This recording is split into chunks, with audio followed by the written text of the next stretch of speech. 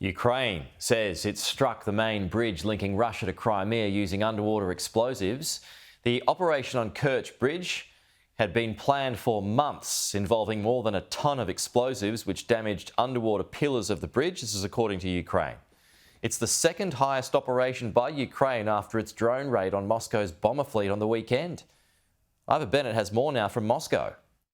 The bridge that connects the Russian mainland to the Crimean Peninsula. It was built after Russia's illegal annexation of Crimea in 2014, and since Russia's invasion of Ukraine, it's become a real target for Kyiv because, as you say, it's been used as a key supply route for Russian forces in the past. Ukraine has actually hit it twice before in 2022 and 2023, and now they say they've hit it again.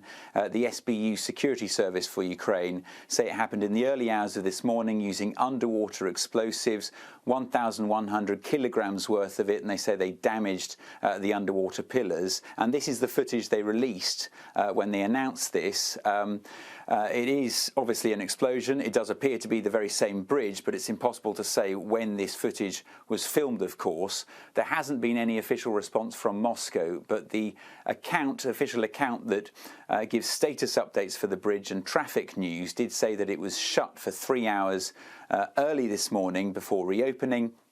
But now it is closed again. It closed mid-afternoon. No explanation as to why. So it's unclear how much damage has been caused by this attack Ukraine says it carried out. But for Ukraine, this isn't just a strategic target. This is also a symbolic one too, because this bridge was very much a pet project for Vladimir Putin, a real flagship project for him that's become the visual representation of Russia's annexation of Crimea. So for Ukraine, I think any kind of hit on this bridge would count as a PR win.